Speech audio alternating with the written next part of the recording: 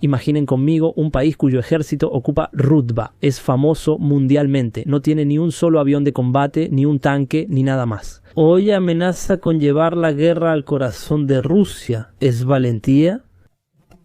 ¿O hay alguien que le está vendiendo ilusiones a los países bálticos como lo hizo con Ucrania? El ministro de Relaciones Exteriores de Estonia hizo declaraciones cómicas y tristes a la vez. Y hoy les vamos a revelar cómo se están preparando nuevos chivos expiatorios en Europa del Este, y está claro que la expansión del círculo de la guerra comenzará por estos 3 países bálticos. ¿Cómo es eso? De eso vamos a hablar hoy. Quédense con nosotros.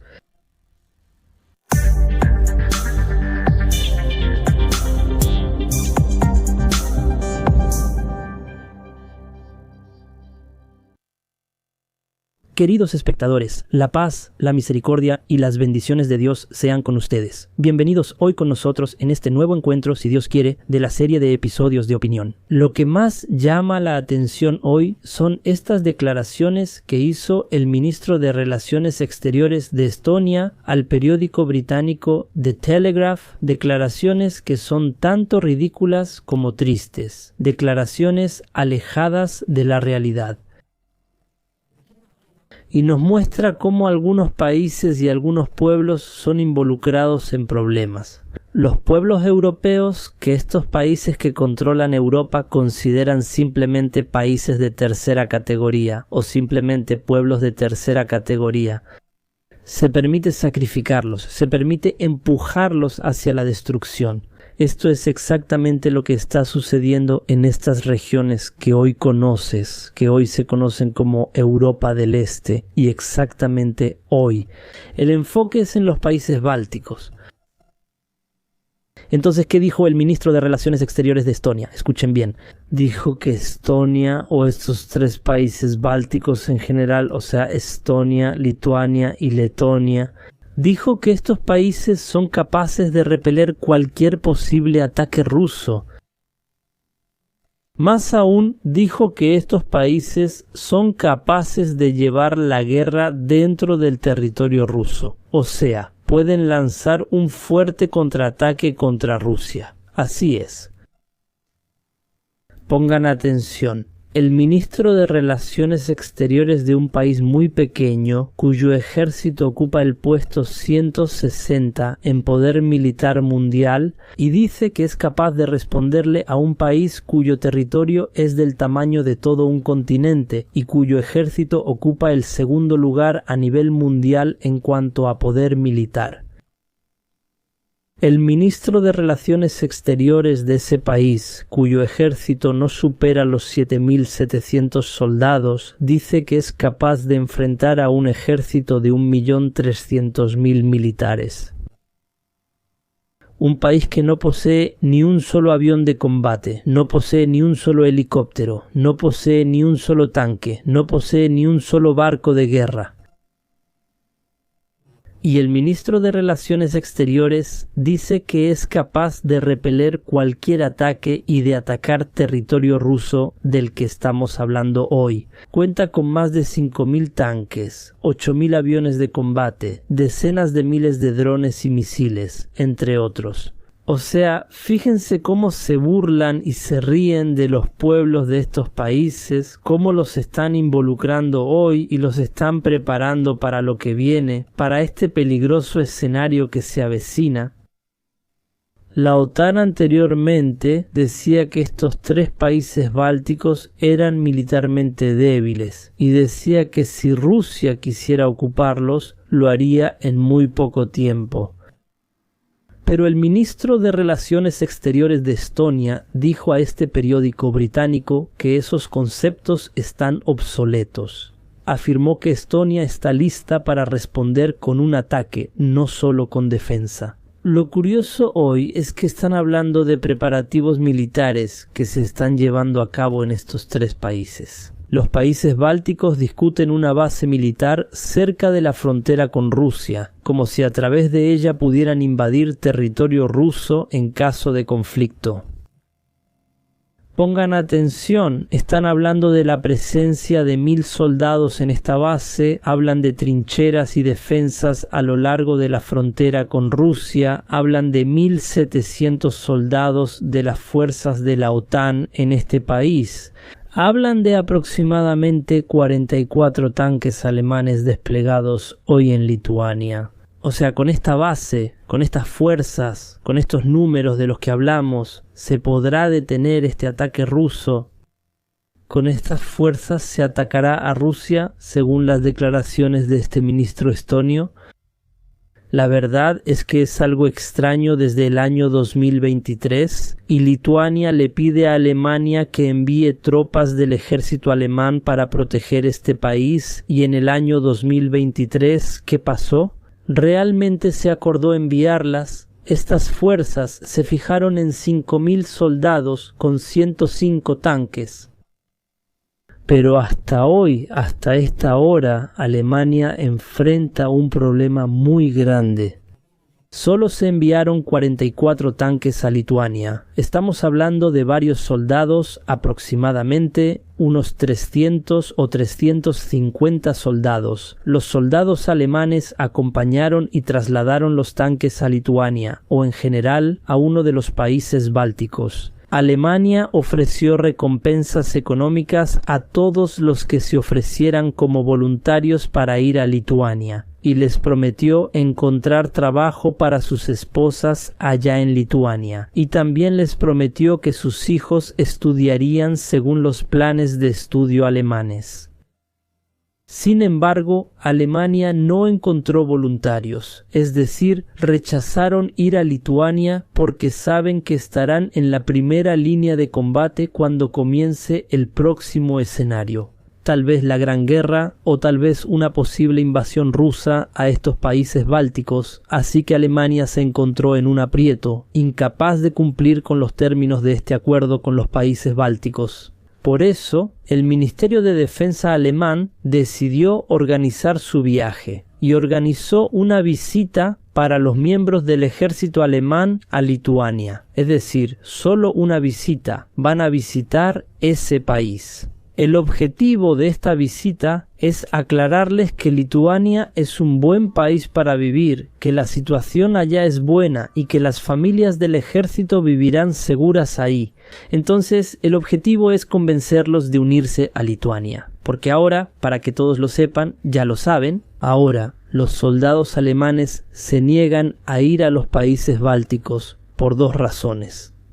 La primera razón es que saben que sus familias tendrán muchas dificultades para adaptarse en esos países.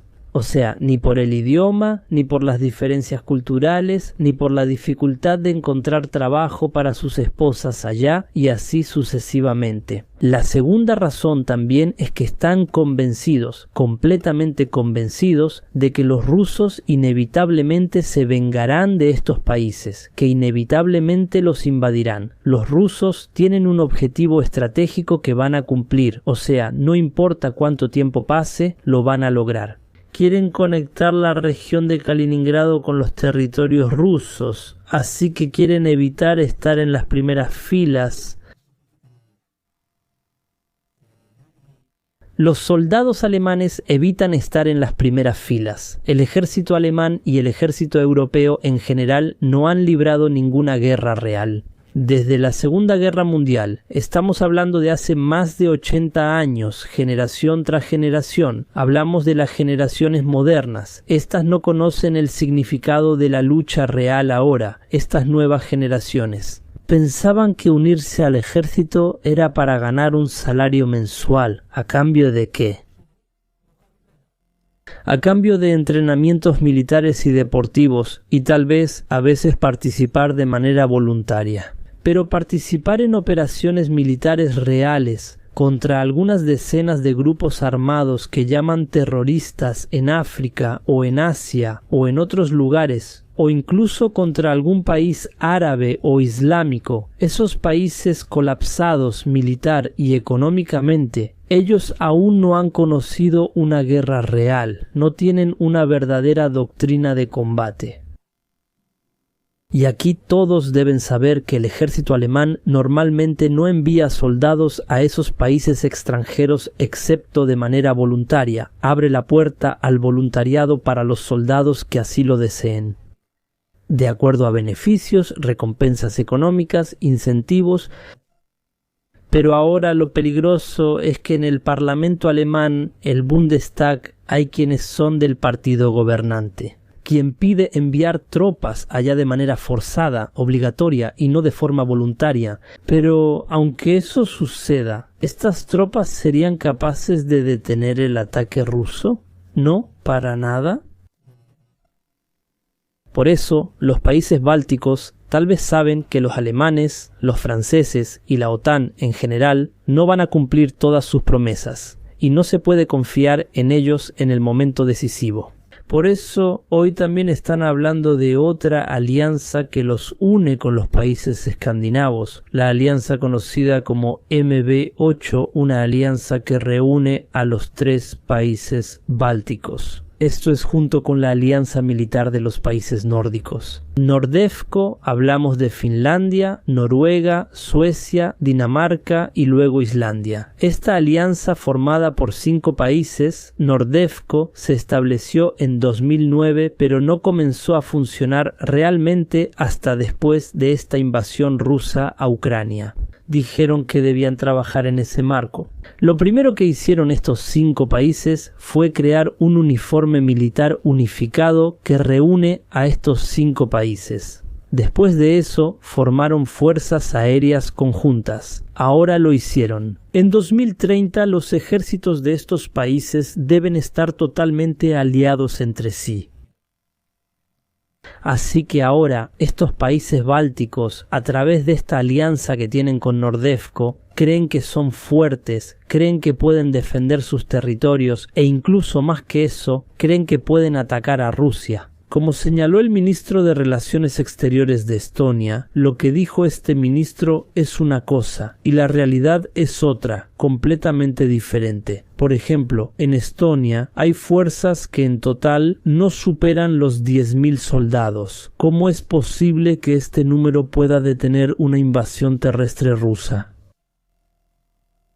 Incluso los generales de esta alianza nórdica europea, Nordefco, dicen que su presencia en los países bálticos, ¿cuál es su objetivo? ¿Cuál es la garantía de resistir solo durante 2 semanas hasta que lleguen los suministros militares? Además, también vemos que estos 5 países originalmente no tienen en absoluto capacidades militares que les permitan defender a otros países. Hoy en día apenas deberían pensar en cómo defender sus propios territorios allá. Por ejemplo, un país como Islandia, Islandia no tiene ejército. De hecho, Islandia es uno de los pocos países en el mundo que no tiene ejército en absoluto. No tiene ni ejército, ni aviones de combate, ni tanques, ni barcos, ni misiles, ni nada de ese tipo de cosas militares. ¿Qué tiene? ¿Qué tiene? Solo fuerzas de seguridad, la policía. Así que esta alianza primero debe pensar en cómo puede defenderse a sí misma, a un país como Islandia, por ejemplo, antes de defender a otros países como los países bálticos. Si la alianza interviene, Rusia ocuparía esta isla, Islandia, en 1 hora. Tal vez el ejército ruso desplegado hoy en la región de Kaliningrado tal vez por sí solo sea capaz de invadir estos países, los países bálticos. ¿Por qué hablamos de eso? En Kaliningrado, un ejército completo. Hay decenas de aviones de combate, cientos de tanques, vehículos blindados, buques de guerra, misiles balísticos y de crucero, además de sistemas de defensa aérea. Entonces, ¿qué pasaría si Rusia movilizara su fuerza en esa zona? Ahora, si todos se dan cuenta, ha habido provocaciones de los europeos durante muchos meses y están hablando de una posible invasión rusa a los países bálticos y los líderes de esos países. O sea, los países bálticos son los más hostiles hacia Rusia. Todos los días hablan de Rusia, aunque Rusia cada vez niega que tenga alguna intención de invadir los países bálticos. Y hoy vienen estas declaraciones realmente provocadoras, o sea, del ministro de Relaciones Exteriores de Estonia. O sea, tal vez todo esto son preparativos para algo que viene, seguramente quizás preparativos para abrir un nuevo frente de combate en esta región. Incluso Francia, y hablamos de esto en uno de los episodios anteriores, incluso Francia ahora está liderando maniobras militares entrenándose para una operación de desembarco naval, un desembarco anfibio. Y hoy, si abrimos el mapa, veremos que este entrenamiento realmente no tiene ningún sentido. Salvo que existan otras intenciones aquí. Tal vez un desembarco en los países bálticos, tal vez un desembarco en la región de Kaliningrado. Fuera de eso, no hay ningún sentido en este entrenamiento. Por ejemplo, ¿por qué no es posible un desembarco naval en Ucrania? Porque Turquía está ahí y no permitirá el paso de barcos militares por el estrecho de los Dardanelos y el Bósforo, y esto es según el acuerdo de Montreux. Por lo tanto, estas declaraciones no son arbitrarias. Seguro que tiene objetivos como preparar a la sociedad estonia, la sociedad letona y la lituana. Vender ilusiones a los pueblos de estos países, haciéndoles creer que son países fuertes y que tienen aliados. Son capaces de ir a la guerra contra los rusos y ahora no solo se defenderán, también atacarán territorio ruso. Porque les venden ilusiones a estos países, igual que le vendieron ilusiones a Ucrania en Ucrania. ¿Qué les dijeron? Les dijeron, no tengan miedo, estamos con ustedes, toda la OTAN está con ustedes.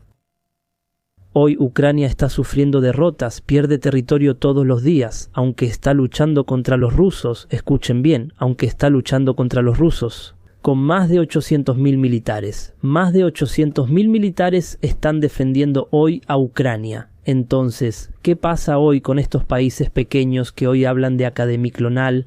¿Tienen siquiera 50.000 militares? Está claro que la historia se repite a sí misma de una manera cómica y oscura.